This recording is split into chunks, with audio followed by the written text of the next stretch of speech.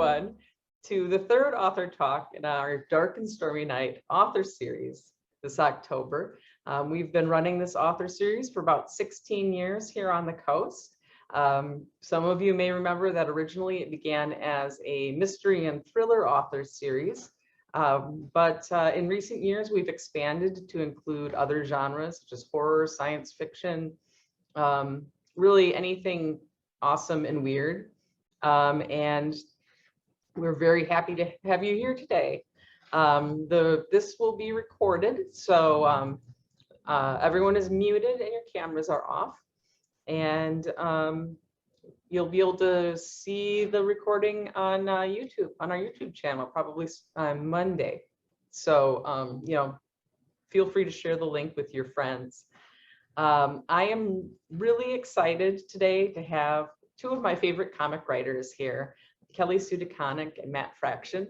Matt actually had to step out for a moment to deal with a science fair emergency, but he'll be returning shortly. So I'll start by introducing Kelly.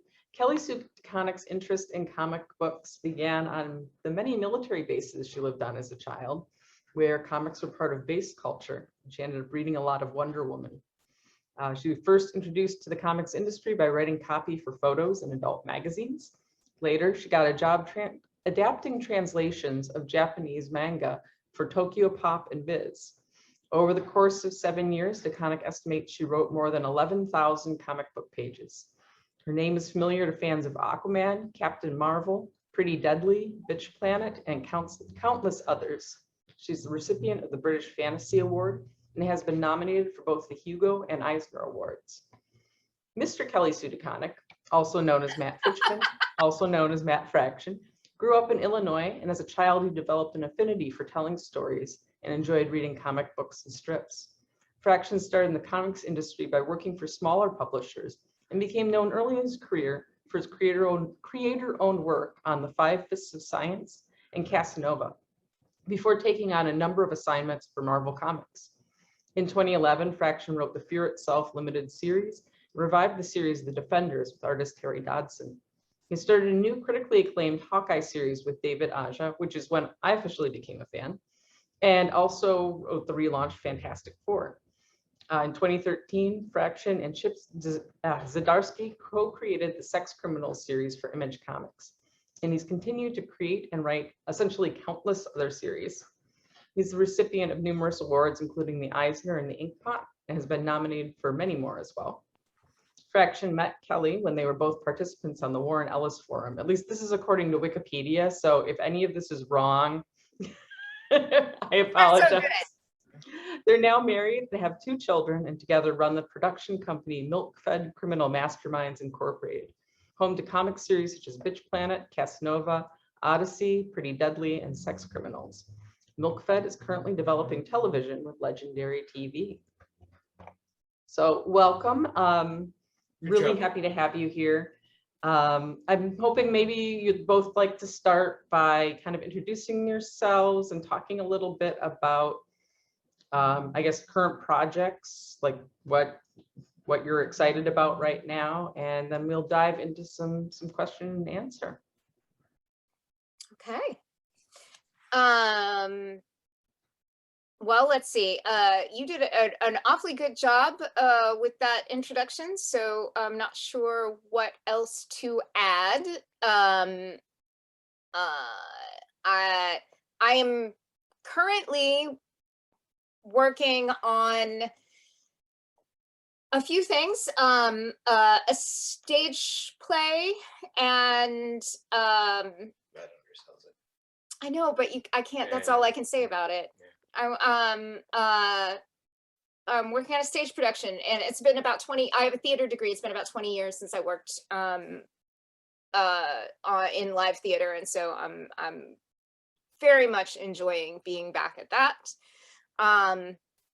And I'm working on the series Historia with Phil Jimenez and Jean Ha and Nicholas Scott for DC Comics, and that is a Black Label prestige book that is a history of the Wonder Woman Amazons told from the perspective of the Amazons. And I think that's about all I can talk Additionally, about. yeah, in addition to your Wikipedia summary, that sounds about right. Yeah, I'm not sure that there's anything else that's okay to. Historia comes out very soon, like End of November. end of November, and it is incredibly gorgeous, kind of mytho-poetic origin story of the Amazons. It's amazing. It's some of the most incredible comic books I've ever seen, and I'm not just saying that because I'm in the tank. But yeah, so if there's a comic stores near you, check it out. Tell them that you want a copy, because it's going to be. Matt, I think that the mic's not quite picking you up real well. Cool. Awesome. You might have to snuggle in a little. Yeah, can you slide over? Yeah, totally. Um, Here we go. how's that? Hi. I could also. All right, we'll make this work. How's that? It's better. Hi. Hi. Historia comes out end of November, and it's really beautiful, and everybody should check it out. And if there's a comic shop near you, I'm not sure if there is actually, but tell them that you want a copy, because it's this beautiful story, origin story of the Amazons, of which Wonder Woman is part. Happy Wonder Woman Day to all of you who celebrate, by the way. It's Wonder Woman Day? It's Oh the my 80th God. anniversary today. That's amazing. Yes. I even have my Wonder Woman poster on my wall. I saw that. And hi, I'm Matt, and I missed my part of the intro, but I'm in a place where the only book I have actively being published is called Adventure Man, and it's very much a story about books and about a mother and her son who have a particular fondness for an old pulp hero that nobody in the world seems to remember, and then they find out that all of those adventures were true and were real and actually happened, and the world is just forgotten. And as they start to remember, other people start to remember as well. And so that's yeah. There's one collection of it now, and then more issues are coming out. You know, I think there's one coming out next week, maybe 6 or 7, something like that. So that's underway. That's but yeah, sort of going into the pandemic, was in a place where I was kind of wrapping up a lot of projects. I wrote this book, Sex Criminals, that came to an end. There was I wrote a book called November, which is a kind of a crime story. It's when I was thinking we were talking about the kind of mystery origins of this conclave, and I've been thinking about how I never I always wanted to know what was happening in mysteries, and I would read them too fast and miss things and get frustrated. And like how weird, like I love crime stories, and I could never got comfortable with mysteries, which is a failing of me as a reader. But it's funny that my, there's almost 2 different genres, I guess, in a way, or sub genres within the same. I don't know, but I love crime stories. Terrible with mysteries, just a terrible mystery reader. I just want to blow it and I ruin everything.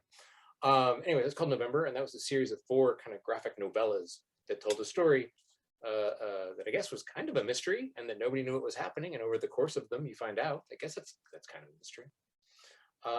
And yeah, and I am. We talked about doing TV with Legendary. I'm days away from relocating to Los Angeles. We're going to be co-running a show that I co-created. So that's very exciting and not at all stressful. Is that a permanent relocation or temporary, or? No, Don't know? temporary. Yeah, very, very, very temporary. But like 5 months or so, like 20 weeks, and I'm not sure how the holidays add or decrease that. So it's going to be. I'm going to miss all this weather. I'm here right for the beautiful leaves, and then winter's just going to move in as I move out, and then when I come home for good, it'll be beautiful rose weather again. But yeah, so Catherine would really like to know, what is the fascination with comics for you both? Well, I mean, I think it was a part of both of our formative reading experiences, but also I mean, comics are human beings' oldest storytelling form, or written storytelling form. We presume, although we don't know when human beings developed oral language, so it might be actually our oldest storytelling form. But the cave paintings on Lascaux are comics. There's even an argument to be made that some aspect of hieroglyphics are comics, although I take issue with that. But indisputably, the cave paintings of Lascaux are comics. Anytime you use sequential images, this happened, then this happened, then this happened, to tell a story, that is a comic. And Batman's in it. That's where the Batcave came That's from. where the Batcave came from, was from the caves of Lascaux in France. I have a rule with my children that they have to ask me whenever dad tells them something, just to make sure that it is, in fact, true. So It never is. I'm going to share that. That applies to today's talk as well. So you should check with me. Batman is not in the paintings in Lascaux. It's not a thing Yet. So it is our most basic human storytelling language, and it is also incredibly powerful because like prose, everything that happens in the comic happens in your head. But unlike prose, the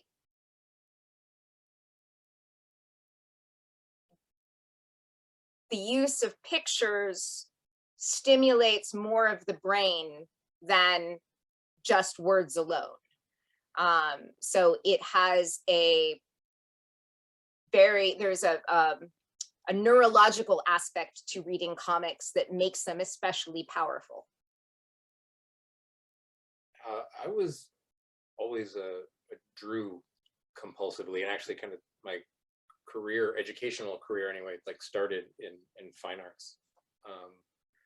So I always made comics, made my own, drew and told stories with pictures. I don't know if I'm looking at a field of text, so I can't see faces, but if you remember dot matrix printer paper with the holes printed in the perforated strip down the sides, I would tear one of those edges off, and then I would make comics on dot matrix printer paper that I'd separate, but then I would take yarn and bind the books together through the holes that would feed it through the printer. You know, like I have this acute memory of tying comics together that I had made.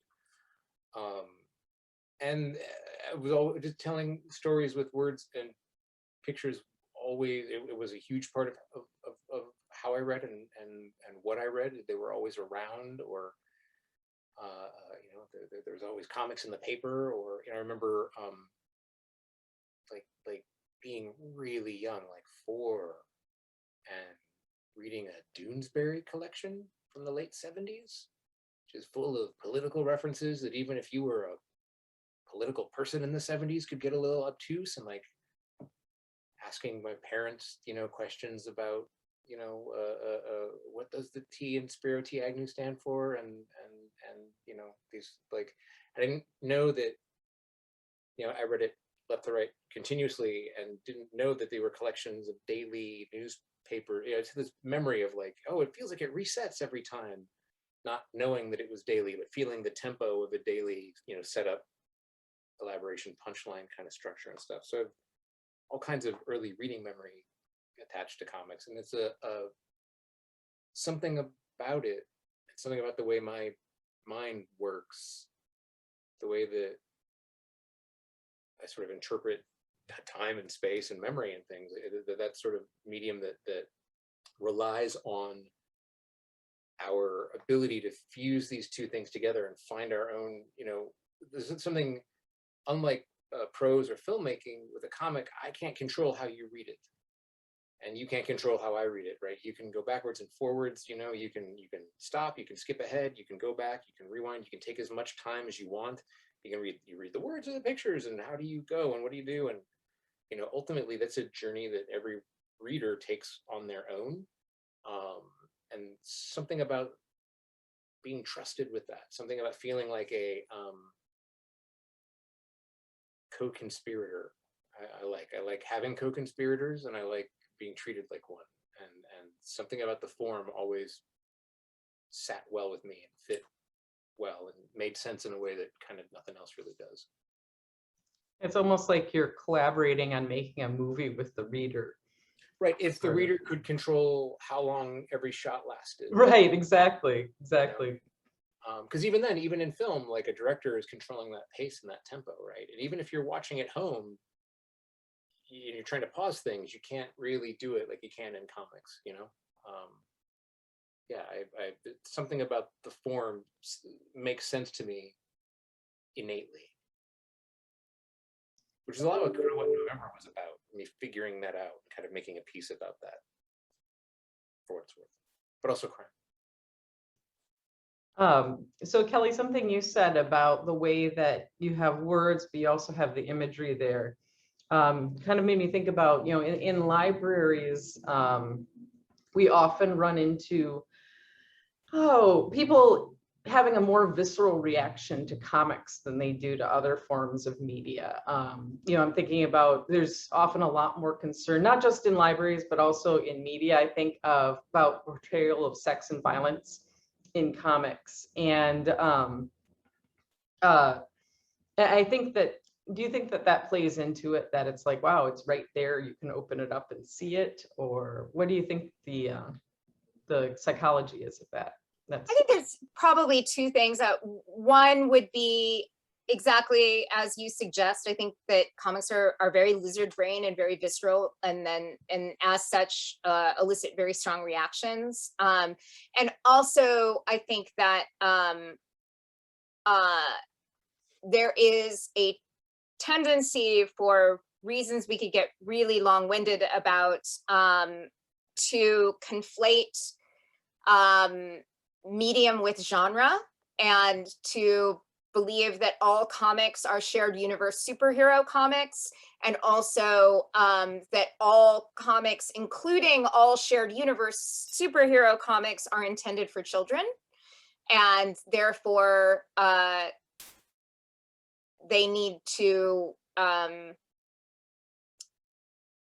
be safe for fourth grade readers across the board, and actually none of those things are true. So and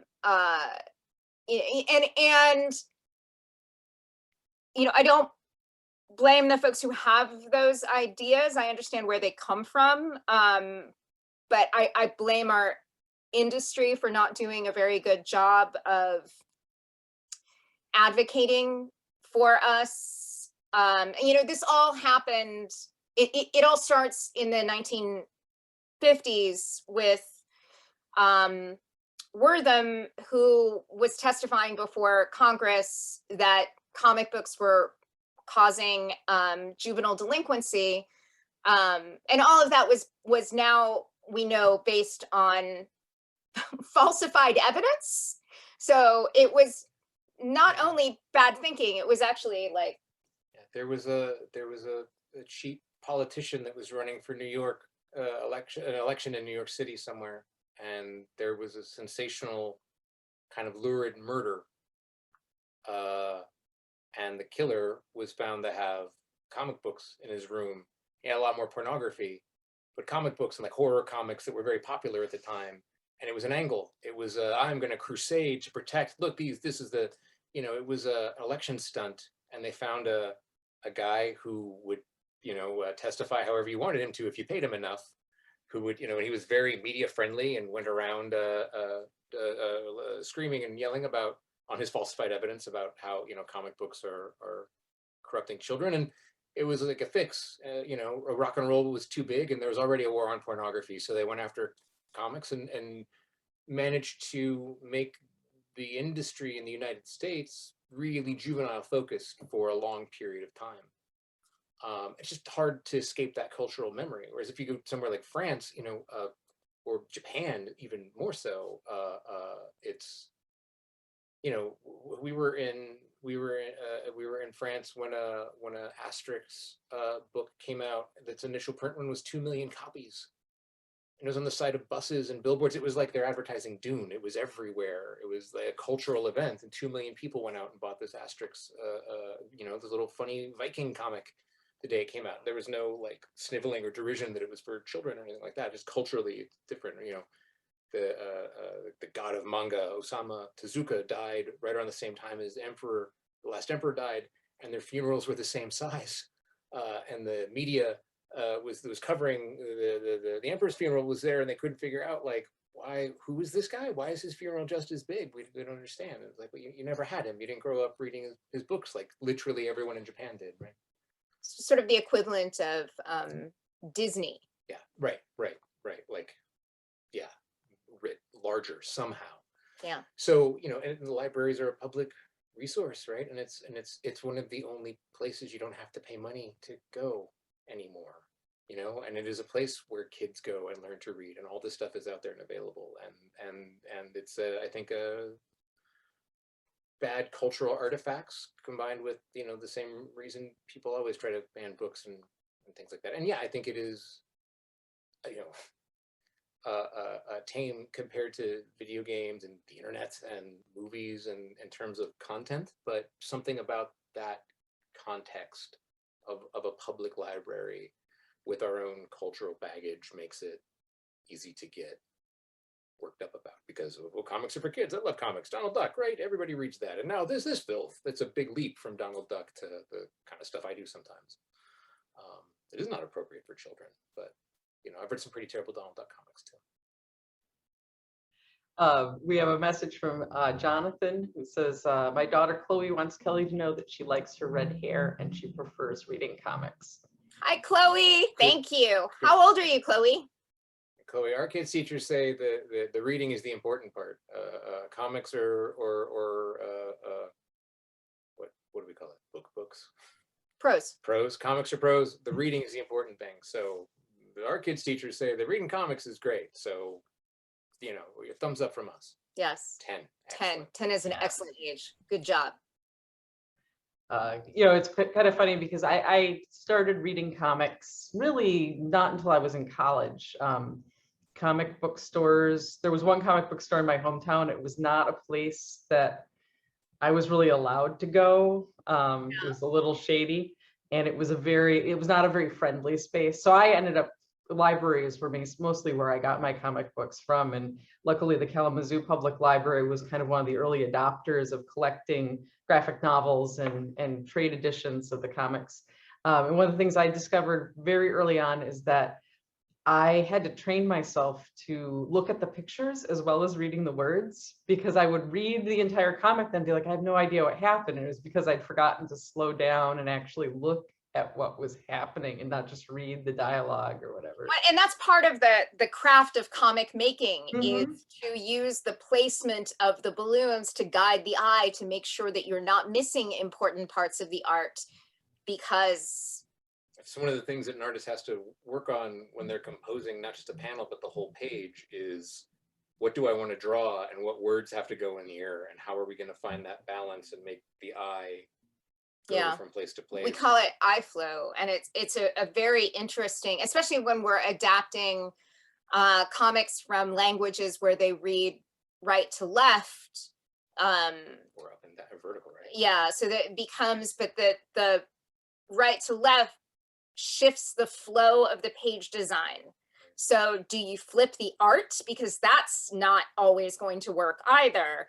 But so the composition of the page is designed for the eye to go this way, right? Rather than, well, I'm sure this camera is flipping everything, but the opposite direction. So it's all very interesting. It's cool and complicated, and that's one of my absolute, favorite things about comicking, is that there are a lot of decisions to be made because there's so many layers that it works on. If we do our job right, you can't tell anybody's sweating it. Yeah, yeah. It should, you know, if we do it well, it looks very easy. Catherine asks, which of the few women superheroes do you like the most and why? Well, I am particularly partial to Wonder Woman because I grew up reading Wonder Woman, and right now because I'm deeply steeped in the lore of the Amazons, and I've always had a great affection for Greek mythology and all mythology, quite frankly. But so Wonder Woman is big for me, but also Captain Marvel, because I had an opportunity to be very involved in Carol Danvers taking the title of Captain Marvel, and the development of her character for the films. My favorite superhero is Lois Lane, who it could be argued is not a superhero because she's not super powered, but I think that journalists are the best superheroes. So that's my. Those are all really, really good answers.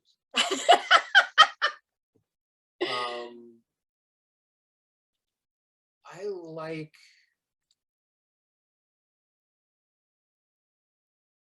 I don't. All I'm thinking about are characters that I've written, and that's embarrassing. Well, you've written them because they were important to you. Yeah, so. that's true. But there's a. I don't think I was a very good X-Men writer. I'm a better X-Men reader than I am an X-Men writer. But there's so many great women in that world. It was a thrill to get to play with those toys, but Storm especially was always like, I always loved Storm when I was a kid, and I was flummoxed. I couldn't figure her out. I was like, I have somebody finally gave me keys to the Storm car and I didn't have anywhere to go, and it like bothered me. And then I found it, and then she showed up and like literally shows up with a lightning bolt blasting everywhere. It's a big Storm moment, So like Storm was always a really big favorite of mine. You read She-Hulk is one of my favorites. That was fun to write, yeah. And I wrote a character named Kate Bishop, who was kind of like Hawkeye's understudy from the Avengers. There was a period of time where, for reasons you can use Wikipedia to discover, Hawkeye wasn't calling himself Hawkeye. He may have actually been dead at the time. He wasn't dead, clearly, but he wasn't using the Hawkeye name. She used this new character came in and took the Hawkeye name. And I had the chance to write her, and writing her and him interacting when he found out somebody else was trading on his name. I just fell in love with that indefatigable hubris of youth, of like and just it's sort of like, oh, I could spend a lot of time with her. I like this kid, and did my best to write the hell out of her. So and then there's a show coming in November called Hawkeye that she's a part of. And that Hawkeye television show is very much based on his work, which is, in my personal opinion, one of the best and absolutely indisputably one of the most definitive runs in contemporary comics. And he won't say that, and it is very uncomfortable now that I've said it, but it's true. Who would say that about their Well, husband? and I would have to agree. So, and really, I have to say the dialogue between Kate and Clint and Hawkeye is one of my absolute favorite things. It just like made me laugh out loud. Jonathan had a question about writing. Yes, so as writers, how involved in the art direction with the artist and the balloon breakdown with the letterer are you, or do you trust the collaborators to get it right? So when you write a script, if you're writing your script, what's called full script style, and there are a couple different, well, there's many, many, many different ways to script a comic, but the rough binary that we use is what's called full script and then what's called plot style. And plot style is basically writing prose, and then full script is writing panel descriptions and dialogue. And then there's everything in between. But most comic book writing these days is done full script. And in full script, you write the panel description and you write the dialogue, and then generally the artist does balloon placements. Or an indication of, here's where I am designing this panel around where I think the balloon should go. And there's no other way to do it without covering stuff up when you see it, because it's like, oh, here's the place of the panel. He didn't draw anything anywhere else. There's going to be, but still sometimes it's. Yeah. And then sometimes the letterers do placements, and then sometimes at DC these days, the editors do balloon placements. But then there is always, there's always notes passes where everybody looks at it and discusses placement and eye flow, and the artist comes back and is like, no, don't do that. And I just spent 3 hours on that today. And I love writing what's called plot style script. I find it to be a lot more collaborative, because it puts, it's more thinking work for the artist. But I find it it's more surprising, and I think the work is more visual, but it means there's a good part of the ride where you're putting your hands up and then you're going to come back later, you know. There was a sequence in Hawkeye, this is always the example that I use, where there's a scene, it was a 2-page scene, and I said, David, this is in the kitchen, it's all in the kitchen. At the beginning, they're as far apart as they can possibly be in this kitchen, and at the end, they're about to kiss. And in between, here's all the talking. And David took that and did what he could. But the best was that then there was like 8 or 9 lines that you just didn't have room for, and you just sent it to me like, hey, you got to get rid of those. So then, but he had designed this sequence, and I did. Then I rewrote to what the space was. You know, I was trying to put 3 pages of talking in 2 pages, and the best was that we just piled it up. It's like a pile of text at the bottom of the page. But that was exciting, because then it was I'm not going to outright how an artist is going to conceive of a thing. But there's always little things like, it's funny, I just read an old Art Spiegelman comic strip today about a character coming in from the wrong side of a panel, because it's a thing that maybe an artist doesn't think of, because they're thinking visually, and then like you have to readjust, like, oh wait, they're here first, so there's no way for them to say the line first without crisscrossing a balloon, so the person on the right speaks first and not the person on the left. Okay, so I'm going to rewrite that scene so that, you know what I mean? So there's a give and a take, but it makes it far more collaborative. I super like it, and I'm always surprised by it. But I write the other way too, frequently. You know, like November and Sex Criminals were both written on a grid, so that was almost mathematical. There were only so many different kinds of different panels there could be. Their shapes were deliberate, and it was all about the timing and the pace and the flow. And so I would draw those boxes out in my notebooks, sort of as I was scripting. So I was, you know, everything almost like it was almost like writing to a metronome. So yeah, it all depends. But ideally, it's a really collaborative thing, and everybody's interpreting and reinterpreting and readjusting and synthesizing with one another.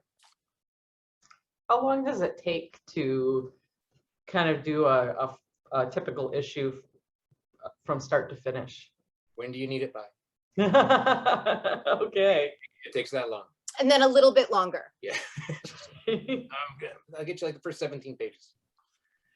Yeah, it's like floodwater. It'll take its own. It'll take whatever space you give it. You know, there's a argument to be made that you know, one of the biggest comics I ever wrote in my life was the first issue of Hawkeye, and I wrote it in a 24-hour period, beginning to end. After thinking about it 38 years and my dog dying, I was ready to write it.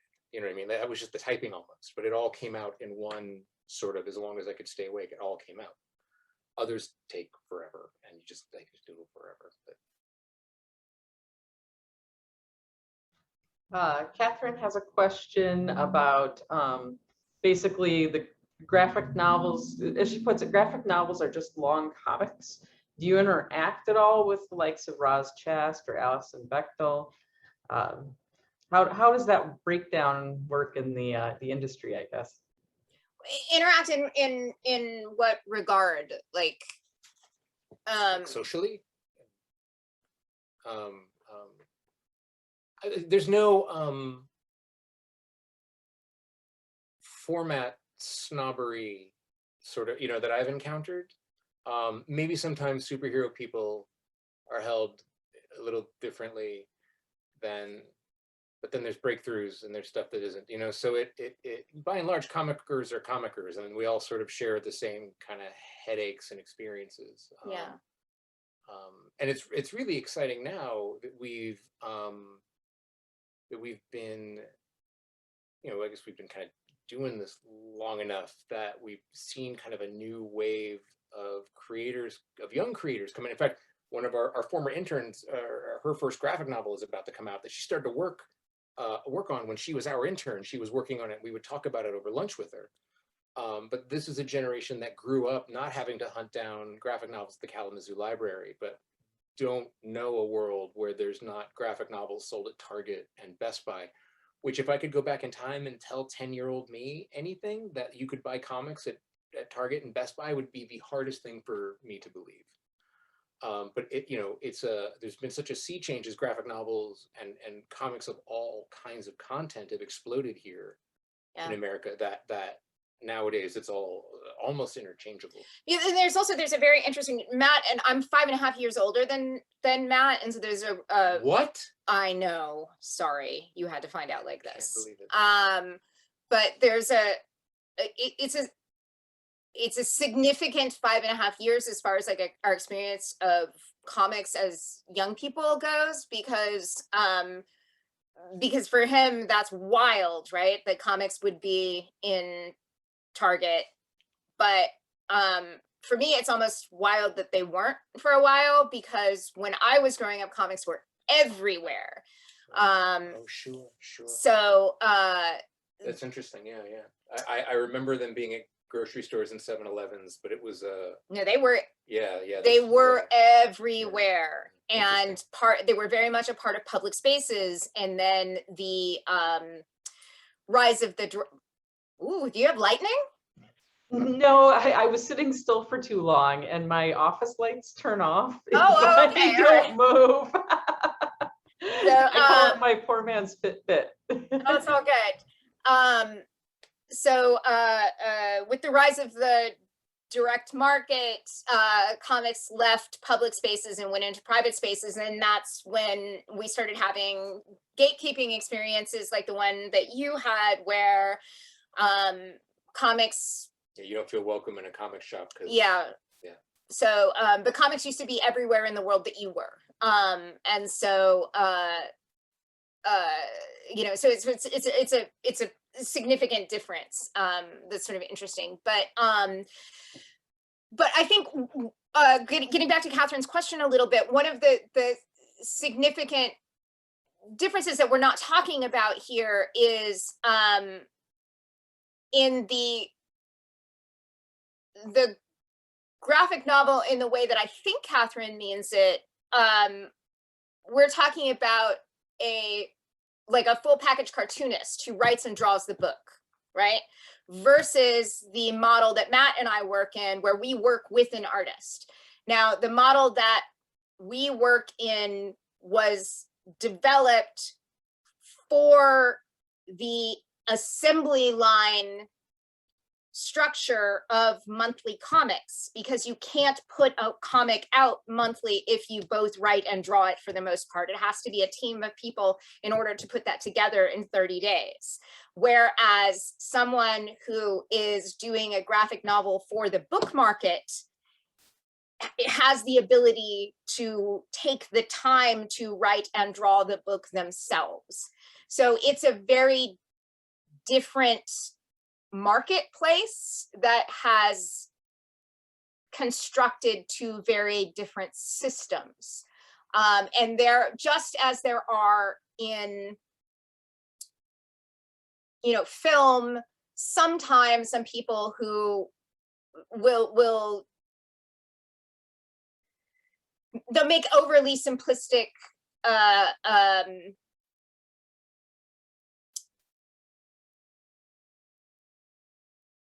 I don't know how to start that sentence a different way.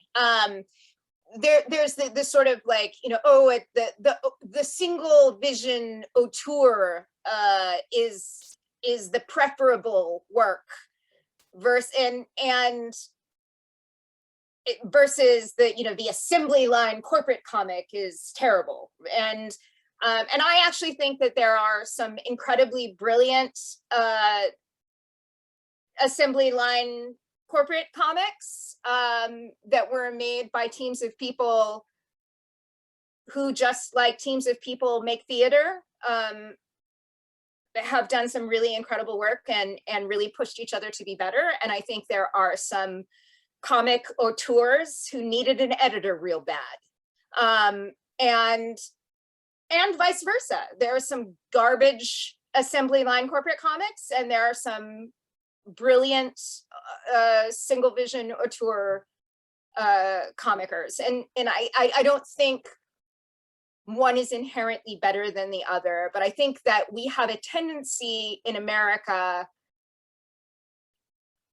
and this is a whole other thing I don't know where I put my tinfoil hat, but I think we have this tendency to conflate creativity with something that's really magical, and we're channeling it from another world, and it's very special, and people who have access to creativity sometimes behave terribly, but we have to tolerate their terrible behavior because they're special people who commune with spirits, and they're usually men. And I think that all of that is garbage, and that it is a job like any other job, and that sometimes it's a job that means that you have to show up and be uncomfortable and be brave about your truth. But it's not a job where, I'm going to interrupt myself. I will tell you, and this, I'm fully in the 10 hat arena now, but I have never been more proud of my husband than this moment when I was on stage with him at a convention where I was the only woman, and there were a series of men on the stage who were all telling stories about how their poor wives tolerate them because they're always so in their stories that they can't be depended upon to take the trash out or do the dishes. And my brilliant husband said that, no, y'all are just, and I know that Chloe is still here, so I won't say the word that he said, but Started with A. It started with A, and it means ill-behaved, because he manages to do his work and also I can move in a volcano, be a parent, and also take care of the things that have to be done around the house. And as a creative woman, I've never had the option of not doing those things because I was so in my head with my story. And no one, anyway, moving on. There, I see there's sort of a follow-up about being memoirists. This is such a weird, lonely profession where when you do have time to be in your head, you are just in your head, and it's real lonely in there because there's no one else in there, right? So we all like, it's not a thing that people do accidentally. People don't get into comics because like, well, I just couldn't make dentistry work. Like you're a lifer. You look literally the only, I don't know if you've read, my favorite thing is Monsters. It's wonderful. It's incredible by Emil Ferris. She was not a comic book person, but when it was time for her to tell her story, and she realized, oh, I have to make a comic book. I think this is what a comic book is, and taught herself how to do it and did it. It's phenomenal. But she is like literally the only person I can think of that has that kind of, oh, right. Like it's like, oh, I guess I got to learn how to make a boat because I need to go sailing. All right, and that's a thing that you can do. But I think we all get along. And in fact, it's great kind of shows in Europe where comics are more, not just ubiquitous, but these sort of dividing lines aren't there. It's great because you never know who you're going to find yourself sitting next to and having wonderful conversations with. And, people who make all kinds of different comics are all bound by the, I don't know if you remember, we met Frank Miller in Paris, and he looked at us and went, oh, other lifers.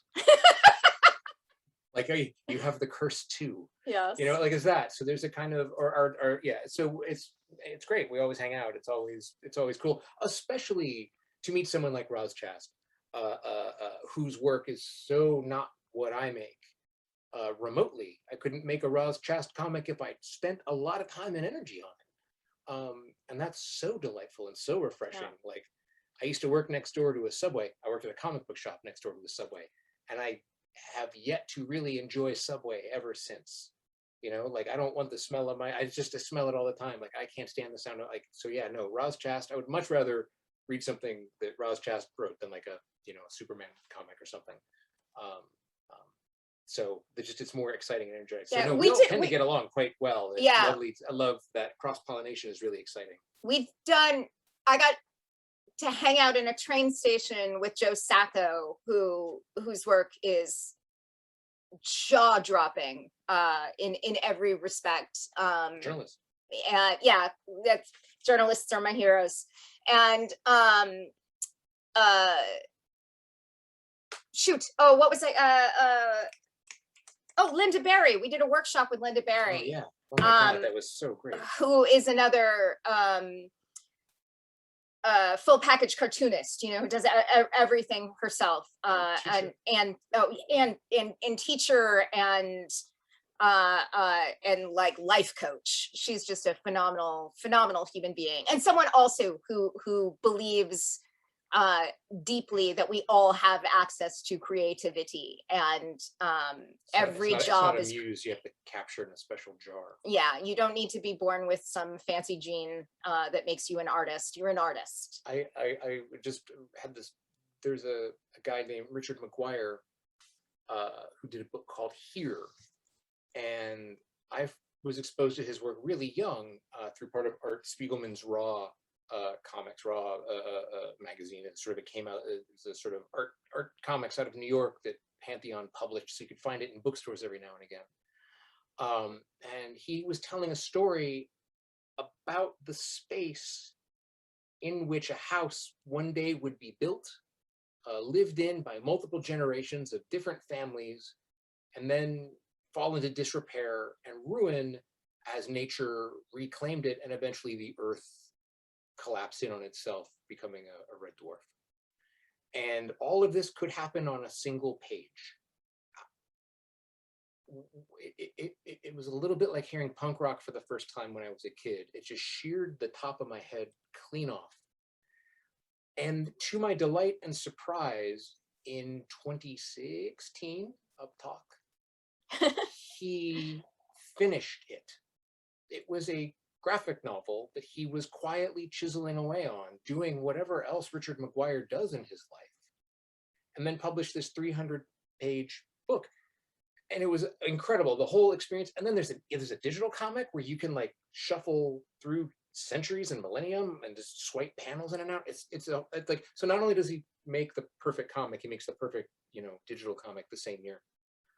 But after 40 years of quietly chipping away at it. But I found myself on a panel with him in Italy, in Lucca, Italy, which looks like the video game Assassin's Creed, if you ever played that. And all I wanted to do was talk to him on this panel. I don't know why we were all there. I think we were like the 6 Americans in Italy. Let's talk. And I was like, no, but seriously, Richard McGuire, you just made the comic. How does that feel? Like, all that was it. And it was, you know, he's a New York art guy. There was no world in which he and I would ever cross paths, except at a comic convention where I don't, where he hadn't been good and properly frightened by somebody really geeking out on his work. And I was, they don't do that at MoMA, apparently. So I was psyched to sit down next to that dude and just gush at what incredible work. And again, like nothing I could possibly do or even conceive of. So. I was wondering too about unflattening. Unflattening, yeah. That guy, I almost got in a fight with that guy. That guy didn't believe that I read his work. I liked it. And it was the weirdest, like we were having a humble off. Like, Yeah. no, I please don't make fun of me. I love your work. You're hurting my feelings. And like, is Nick, I don't know how to pronounce his last name. It's a Greek last name. I think it's Susanis. And it's this kind of, it's very much a book about visual language. And we had this, we had a friend had to step in and like, knock it off. You weird, the two of you, stop it. Like, it was the weirdest, it's the smartest, most ingenious book. He's working on the sequel. I can't wait for it. But he's an academic. He's a teacher. And yeah, I was the weirdest, like, I love your work. No, I love your work. No, you don't know. You couldn't possibly know a thing about my work. And I was like, anyway. Yes, but it's amazing. I was just thinking about like the endless possibilities in comicking, and it made me think about this book that was it's a mini comic that someone self-produced and sent me. And you remember those books when you were a kid where you could pick a monster head and a monster belly and monster legs and feet.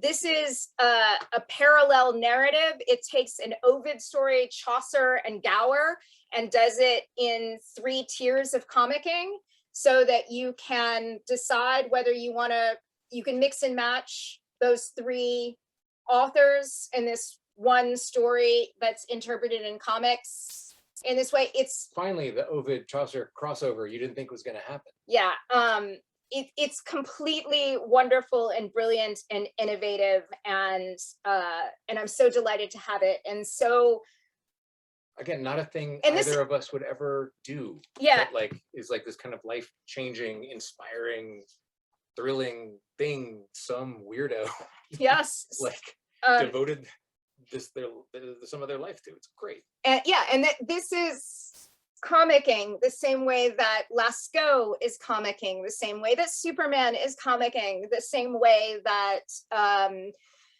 my favorite thing is Monsters is comicking. You know what I mean? Like there's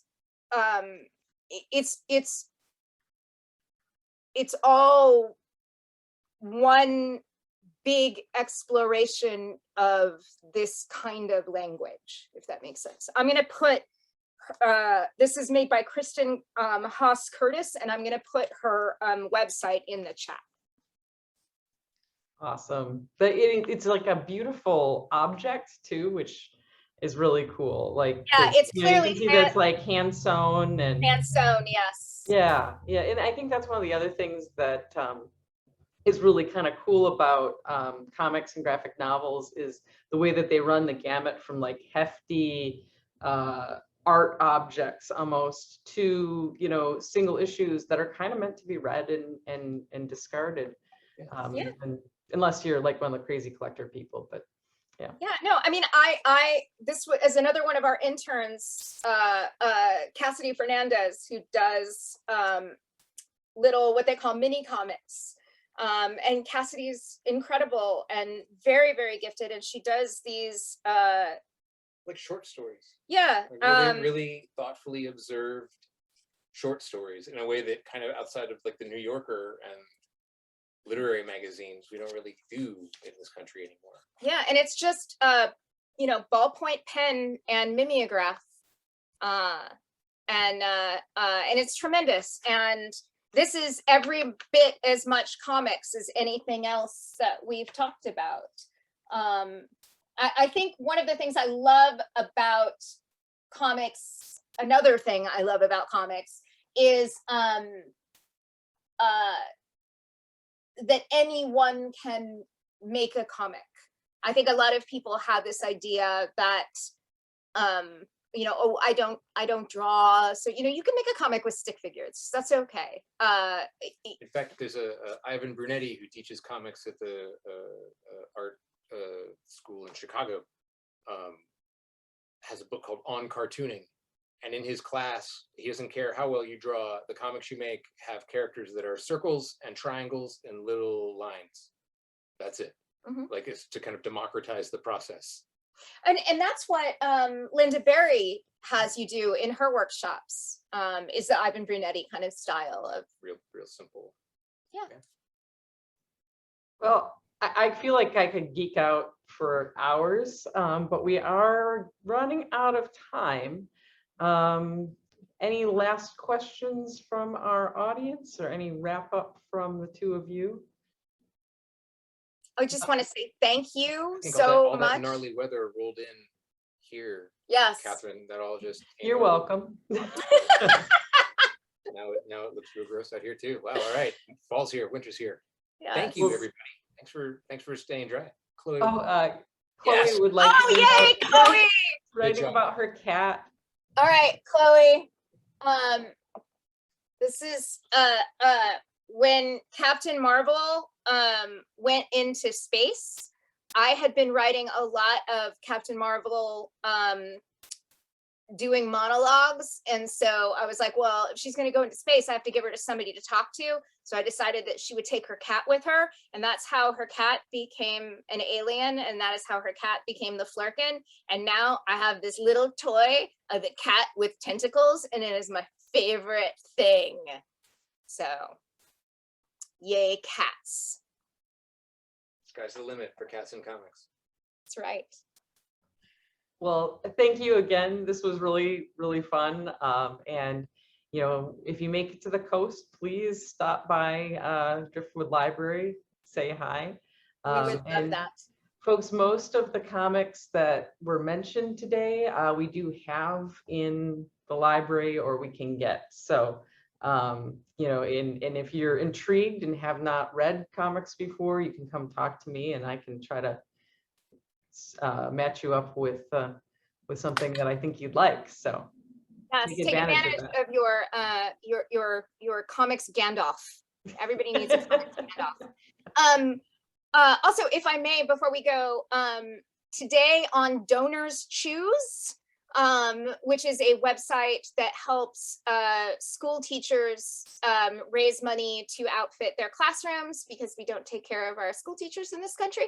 On Donors Choose today, all book purchases or book related fundraising is as a matching gift.